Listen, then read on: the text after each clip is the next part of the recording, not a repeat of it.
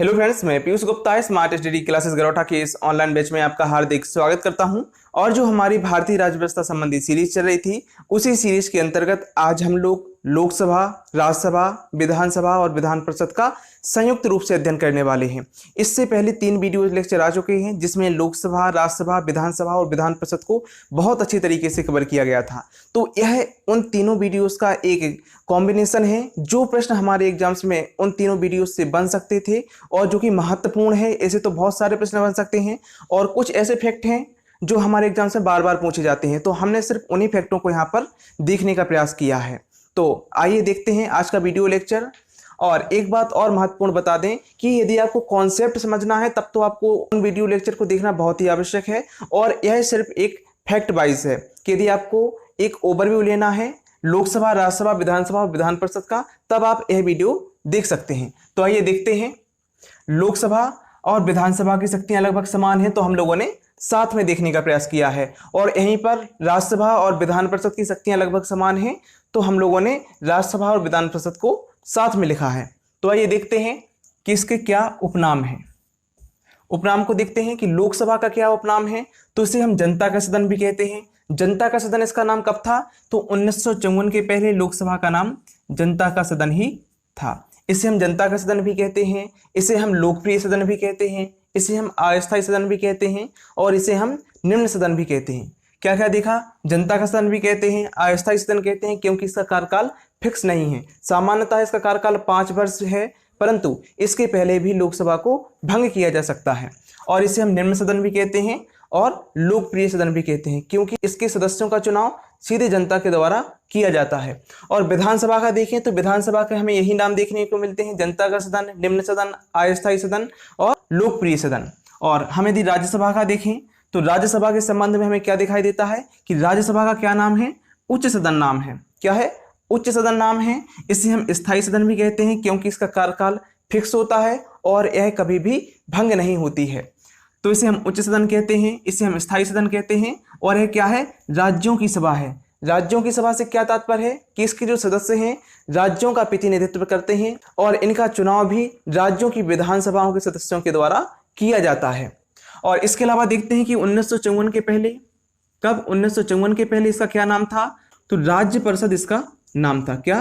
राज्य परिषद इसका नाम था। 1954 के पहले क्या नाम था? राज्य परिषद नाम था। और अभी वर्तमान में उच्च सदन, स्थायी सदन, राज्यों की सभा आदि नामों से संबोधित करते हैं। और विधान परिषद का देखते हैं तो राज्यसभा के समान ही शक्तियां हैं और जो हमें राज्यसभा में दिखाई देगा लगभग वही समान रूप से हमें विधान परिषद में भी दिखाई देगा। तो हम विधान परिषद को भी उच्च सदन के नाम से जानते हैं और स्थायी सदन के नाम से भी जानते हैं क्योंकि यह भी कभी भंग नहीं होती है, इसका कार्यकाल भी फिक्स होता है। तो इसके अलावा देखते हैं संख्या कि लोकसभा में अधिकतम संख्या कितनी हो सकती है। तो लोकसभा में अधिकतम संख्या 552 हो सकती है। कितनी? 552 हो सकती है, जिसमें से 20 सदस्य जो हैं केंद्र शासित प्रदेशों से चुने जाते हैं। कहाँ से? केंद्र शासित प्रदेशों से चुने जाते हैं। और जो 530 सदस्य हैं वह राज्यों के द्वारा चुने जाते हैं, अर्थात कि स्टेट से चुने जाते हैं। और जो 2 सदस्य हैं वह राष्ट्रपति के द्वारा मनोनीत किए जाते हैं, जो कि एंग्लो इंडियन सदस्य होते हैं और अनुच्छेद 331 के तहत मनोनीत किए जाते हैं। और यदि वर्तमान की बात करें कि वर्तमान में हमें क्या स्थिति दिखाई देती है, तो वर्तमान में 545 सदस्य लोकसभा में हैं। कितने हैं? 545 सदस्य लोकसभा में हैं। और केंद्र शासित प्रदेशों से संख्या कितनी है? तो 19 है। राज्यों से कितनी है? तो 524 है। और 2 सदस्य जो हैं एंग्लो इंडियन, जो कि राष्ट्रपति के द्वारा चुने जाते हैं। क्या देखा? अधिकतम संख्या 552 है और वर्तमान में कितनी है? 545 है। इसी तरीके से हम विधानसभा में देखते हैं कि अधिकतम संख्या कितनी हो सकती है, क्योंकि सभी राज्यों की विधानसभाओं की संख्या अलग अलग होती है। तो अधिकतम संख्या कितनी हो सकती है? तो 500 हो सकती है। यह प्रश्न हमारे एग्जाम्स में कई बार पूछा गया है। और 500 हो सकती है। और अधिकतम संख्या किस राज्य की है अभी वर्तमान में, अर्थात किस राज्य के पास विधानसभा की सर्वाधिक सीटें हैं? तो उत्तर प्रदेश के पास सर्वाधिक सीटें हैं। यहाँ पर गलत लिखा है, 404 सीटें जो हैं उत्तर प्रदेश के पास सर्वाधिक हैं। और यदि 404 का हम यदि वर्गीकरण करें तो 404 में 403 सीटें निर्वाचित होती हैं और एक सीट जो है राज्यपाल के द्वारा मनोनीत की जाती है, वो भी एंग्लो इंडियन सदस्य होता है। किस आर्टिकल के तहत? तो आर्टिकल 333 के तहत, अर्थात कि आर्टिकल 333 के तहत मनोनीत किया जाता है। और न्यूनतम सदस्य संख्या कितनी हो सकती है? तो 40 हो सकती है। कितनी? 40 हो सकती है। और 2 राज्य ऐसे हैं जिनकी जो सदस्य संख्या है न्यूनतम ही है, अर्थात कि 40 के आंकड़े को छूती है। और एक राज्य जो है इसका अपवाद स्वरूप है। क्या है? अपवाद स्वरूप एक राज्य कौन सा है? सिक्किम। इसकी जो विधानसभा की सीटें हैं वो है 32 हैं। कितनी है? 32 हैं। यह हमारे एग्जाम्स में कई बार प्रश्न पूछा गया है। और एक केंद्र शासित प्रदेश और है पुदुचेरी, जहां पर हमें क्या दिखाई देता है? सीटों की संख्या कम दिखाई देती है 40 से। कितनी सीटें हैं? 30 सीटें हैं। और यहाँ पर 1-2 प्रश्न और बनते हैं, उनको देखने का प्रयास करते हैं कि वर्तमान में 3 ही ऐसे केंद्र शासित प्रदेश है जहां पर विधानसभाएं हैं। कौन कौन से हैं? तो देखते हैं। दिल्ली, जम्मू और कश्मीर और पुदुचेरी। क्या है? दिल्ली, जम्मू कश्मीर और पुदुचेरी, ये 3 ऐसे केंद्र शासित प्रदेश दिखाई देते हैं जिनके पास इस समय पर विधानसभाएं हैं।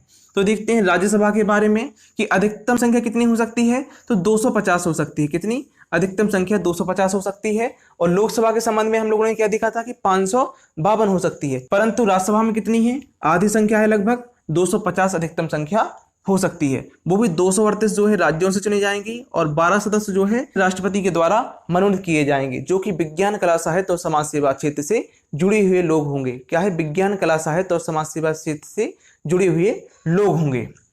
और वर्तमान में सदस्य संख्या कितनी है? तो वर्तमान में 245 सदस्य हैं। राज्यसभा में वर्तमान में कितने सदस्य हैं? तो 245 सदस्य हैं। यदि हम इनका वर्गीकरण करें तो 233 सदस्य में राज्यों और केंद्र शासित प्रदेशों से दिखाई देते हैं और 12 सदस्य में कहां से दिखाई देते हैं? राष्ट्रपति के द्वारा मनोनीत किए जाते हैं, जो कि विज्ञान, कला, साहित्य और समाज सेवा से जुड़े हुए होते हैं। और यदि हम विधान परिषद की अधिकतम संख्या की बात करें तो वह विधानसभा की सीटों की 1/3 हो सकती है। अर्थात कि किसी राज्य में 300 विधानसभा की सीटें हैं तो अधिकतम संख्या कितनी हो सकती है? अधिकतम संख्या 100 हो सकती है। कितनी? अधिकतम संख्या 100 हो सकती है। और न्यूनतम संख्या कितनी हो सकती है? तो न्यूनतम हो सकती है 40। कितनी? 40 से कम विधान परिषद की सीटों की संख्या नहीं हो सकती है। तो हम लोगों ने संख्या को भी देखा है। इसके बाद देखते हैं चुनाव किस प्रकार से होता है। तो प्रत्यक्ष रूप से होता है। प्रत्यक्ष रूप से क्या तात्पर्य है? कि अर्थात कि जनता के द्वारा सीधे तौर पर इसके प्रतिनिधि चुने जाते हैं। और किस प्रकार से होता है? तो first past the post system के द्वारा इसका चुनाव होता है। हम लोगों ने जब लोकसभा को कवर किया था तो बहुत अच्छी तरीके से इसको भी समझा था। कैसा प्रत्यक्ष रूप से चुनाव होता है, जो कि हमारे एग्जाम्स में कई बार पूछा गया है। सेम टू सेम हमें यही वर्ड दिखाई देते हैं। और यदि हम विधानसभा की बात करें तो इसका चुनाव भी हमें लोकसभा के जैसा ही दिखाई देता है। अर्थात कि first past the post system के द्वारा इसका भी चुनाव होता है और प्रत्यक्ष रूप से चुनाव होता है, अर्थात कि जनता के द्वारा सीधे इसके प्रतिनिधि चुने जाते हैं।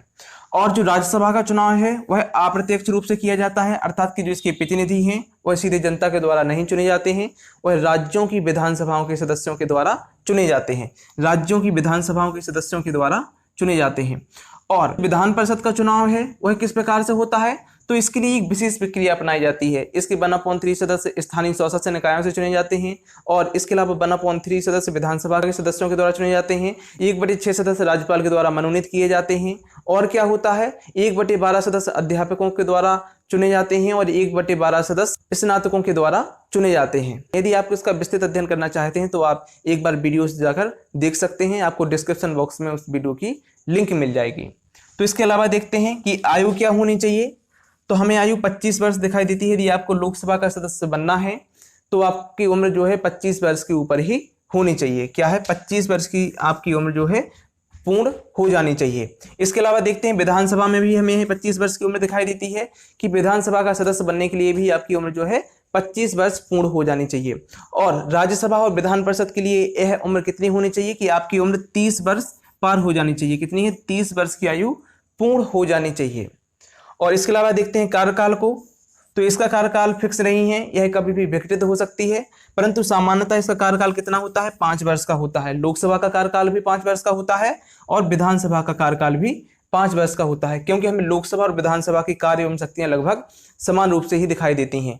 और वहीं राज्यसभा और विधान परिषद की शक्तियां एवं कार्य भी लगभग समान रूप से दिखाई देते हैं। जो चीज हमें लोकसभा में देखने को मिलेगी वही हमें विधानसभा में देखने को मिलेगी, और जो चीज हमें राज्यसभा में देखने को मिलेगी वही चीज हमें विधान परिषद में भी देखने को मिलेगी लगभग तौर पर। तो देखते हैं कि कार्यकाल कितना होता है। तो 5 वर्ष होता है लोकसभा का, तो विधानसभा का भी 5 वर्ष होगा। और राज्यसभा का कितना होता है? 6 वर्ष होता है। तो विधान परिषद का भी 6 वर्ष के लिए ही होगा। कितना होता है? 6 वर्ष के लिए भी होता है। और विधान परिषद और राज्यसभा कभी भी भंग नहीं होती है। इसके प्रत्येक 2 वर्ष बाद क्या, प्रत्येक 2 वर्ष बाद 1/3 सदस्य पदमुक्त हो जाते हैं। कितने, 1/3 सदस्य पदमुक्त हो जाते हैं और इनके स्थान पर नए सदस्य चुन लिए जाते हैं। और देखते हैं कि मनोनयन की कहां पर कितने सदस्य राष्ट्रपति और राज्यपाल के द्वारा मनोनीत किए जाते हैं। तो देखते हैं लोकसभा में, तो लोकसभा में आर्टिकल 331 अर्थात कि अनुच्छेद 331 के तहत 2 सदस्य राष्ट्रपति के द्वारा मनोनीत किए जाते हैं। किसके द्वारा, राष्ट्रपति के द्वारा मनोनीत किए जाते हैं। यह केंद्र की व्यवस्था है तो राष्ट्रपति मनोनीत करेगा, वह राज्यों की व्यवस्था है तो यहाँ पर राज्यपाल मनोनीत करेगा। यहाँ पर भी राष्ट्रपति मनोनीत करेगा और यहाँ पर राज्यपाल मनोनीत करेगा। तो देखते हैं आर्टिकल 331 के तहत 2 सदस्यों को राष्ट्रपति मनोनीत करता है। और विधानसभा का देखें तो आर्टिकल 333 के तहत 1 सदस्य जो कि एंग्लो इंडियन होता है राज्यपाल के द्वारा मनोनीत किया जाता है। और यहीं पर देखते हैं कि राज्यसभा में किस आर्टिकल के तहत, तो आर्टिकल 80A के तहत, कहाँ, आर्टिकल 80A के तहत 12 सदस्य चुने जाते हैं जो कि विज्ञान, कला, साहित्य और समाज सेवा से होते हैं। क्या है, विज्ञान, कला, साहित्य और समाज सेवा से होते हैं। किसके द्वारा मनोनीत किए जाते हैं, तो राष्ट्रपति के द्वारा मनोनीत किए जाते हैं। यह आर्टिकल आपके लिए इंपॉर्टेंट है और जो जितने भी आर्टिकल लिखे हैं आपके लिए इंपॉर्टेंट है। और इसके अलावा देखते हैं विधान परिषद में, तो विधान परिषद में कुल सीटों की 1/6 सदस्य, कितने, कुल सीटों के 1/6 सदस्य राज्यपाल के द्वारा मनोनीत किए जाते हैं। क्या है, कुल सीटों के 1/6 सदस्य राज्यपाल के द्वारा मनोनीत किए जाते हैं। तो आशा करते हैं कि यह वीडियो लेक्चर आपको बहुत ही ज़्यादा पसंद आया होगा, जो कि आपके लिए बहुत ही ज़्यादा लाभदायक सिद्ध होने वाला है। तो इस वीडियो को आप लाइक कीजिए, शेयर कीजिए और इस चैनल को आप अभी सब्सक्राइब कर लीजिए ताकि इसी तरीके की जितने भी वीडियो लेक्चर डाले जाएं आपके पास सबसे पहले पहुंच सकें। Thank you.